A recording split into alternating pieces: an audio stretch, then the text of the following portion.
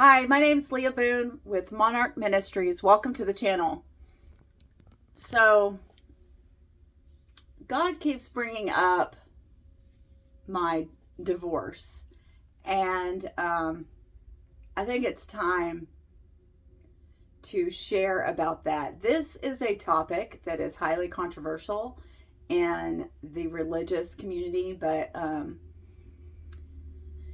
God has a plan for everyone's life, and if He has ordained for you to get a divorce, if it was not in His plan, if you had been outside of His will, or if it falls under any one of the stipulations that are outlined in the Bible, I would ask you to consider praying to God if you were wondering if a divorce was right for you. God hates divorce. Let me just say that first of all. He does not intend for us to marry and get divorced and remarry. That is not His plan. That is outside of His will. But if you were in a situation like I was, God granted me a divorce. I got married in 2009 to my high school sweetheart who I hadn't seen in over 15 years. But between that time, I had had 2 kids. I had been on drugs, and I was a single mother, and I was absolutely worn out. I was distraught, and I knew I needed someone to help me.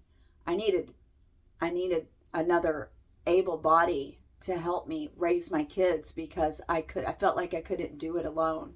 I felt like, I couldn't make enough money to give them the things that they wanted. And so I married, and I didn't marry out of love. I married out of necessity, and it ended up being a total disaster. So we ended up separating in 2015, I believe it was. He just left all of his stuff and flew back to Seattle. And for 3 years, I didn't date anyone. I went on a hiatus, and I started trying to heal from past trauma, from past hurt, because I had carried all of that into my marriage. And while I was married, I even played with getting back with my child's father, because I thought I was in love with him. But the Lord showed me that it was a not a spirit spouse. What is it called? That I had a soul tie with him. And I didn't know this at the time when I was trying to release him from this soul tie. I didn't know that it was called a soul tie. I didn't learn that until this past summer, when I learned that I had another soul tie with my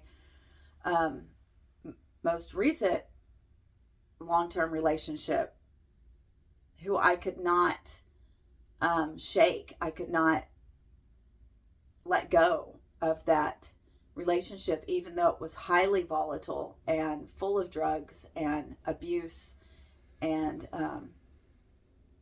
all kinds of horrible things happened in that relationship. But I was still married this whole time, up until December 21st of 2022. And I never tried to get a divorce because I didn't have the money, and my life fell apart after I got hooked on methamphetamines. And so I'd never sought a divorce.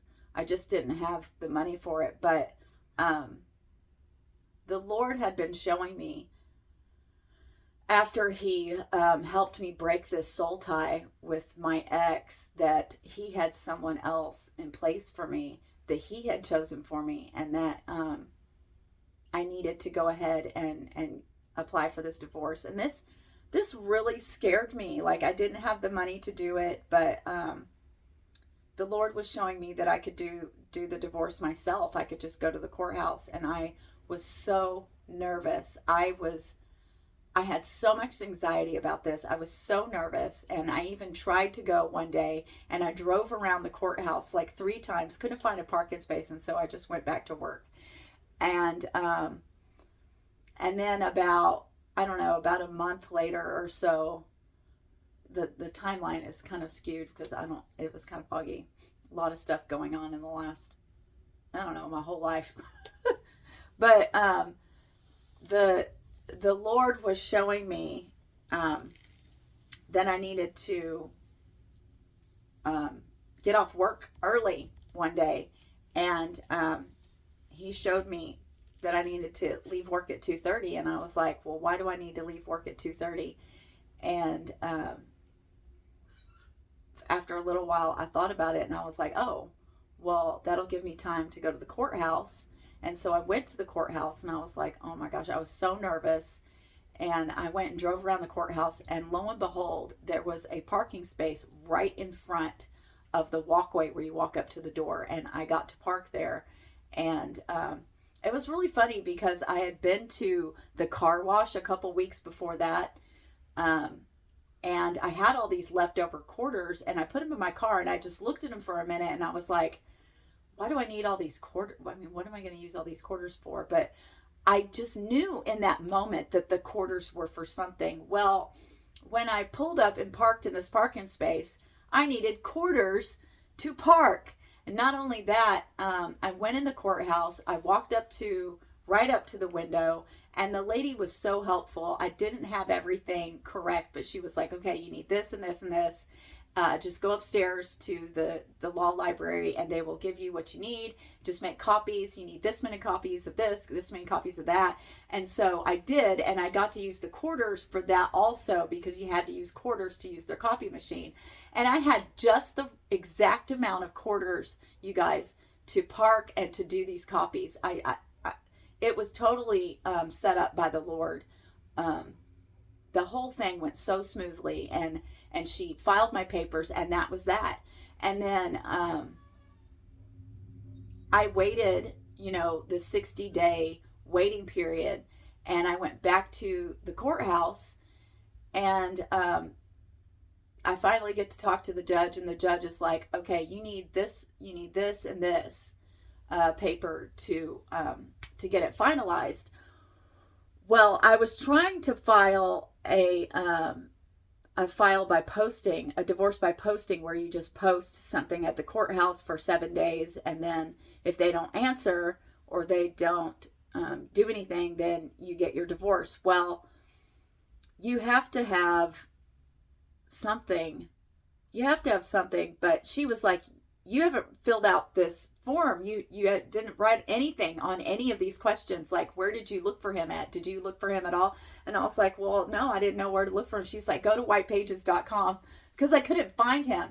I knew that he was probably in Seattle or somewhere like that, and I didn't know where to look. I didn't even know where to start. I really had been out of the world for a long time. I had been homeless, and I was just distraught over this whole situation. It just seemed too big for me to do. And so I was just so trusting in the Lord and relying on the Lord for guidance and through this whole situation. And so I went to whitepages.com, and his name pops up with his address and phone number for free right there. So I contacted him, and actually called him, and I was like, is this Matt? And he was like, no, and hung up on me. So I don't know if he recognized my phone number or what happened, but I was like, oh, well, maybe that's not him, and but the Lord was like, okay, Leah, you need to send him. I started reading through the papers, and it says one of the things was like, okay, you need to send a certified letter to prove that, he's not at that address. So I sent a certified letter, and all I wrote was Leah, his name, and then, hey, it's me. I'm trying to file for divorce. Can you please text me at this number? So he received it, and because it was certified, so I got to see online when he received the letter. And he did text me back, and he was like, yes, it's me. And I was like, okay, well, I'm filing for divorce, I'm going to send you. So then I found him. So I had to figure out what I needed to do in light of this new information that I had found him. So I had to get him to sign a waiver of service. And so I sent him in the mail the waiver of service, and he signed it and sent it back. And so I got to file that. But then I figured out, oh crap, I need to send him the final divorce decree. He has to sign that too. I didn't know. So I had to sign him that, send him that through the mail. And so he signed it and sent it back. And you guys, I could not believe, the Lord had been showing me the number 9. I was seeing nines everywhere before this happened. And it was on the 9th of November when I talked to him, and he said that he agreed to the divorce. And that was major breakthrough for me. And then it was on the 9th of December when I either received the paper back from him, the waiver of service or something. It was another really big breakthrough in this divorce. And then what happened? I went to the courthouse, and I just walked in, and I walked up to see the judge, and she just signed the paper, and that was that. I mean, it was so simple.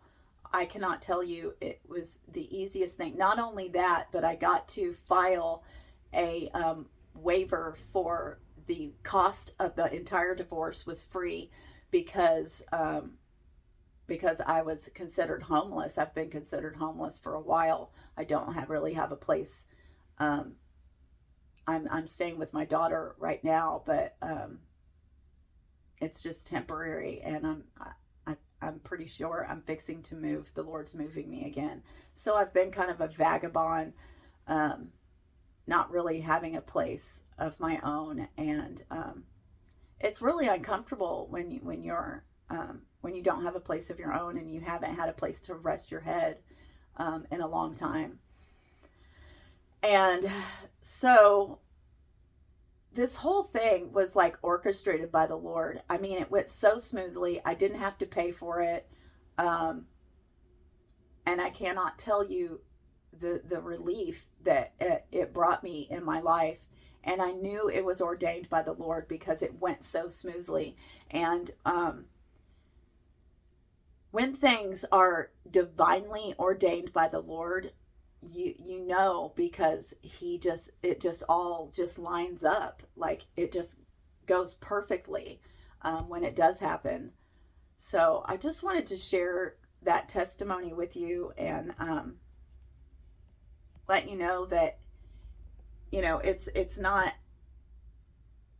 the end.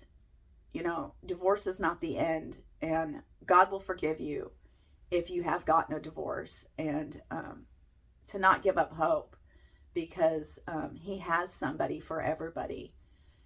So I just wanted to share that because I was feeling like it was time, because the Lord kept bringing it up to me. I love you all with the love of Christ. Have a blessed day. Bye-bye.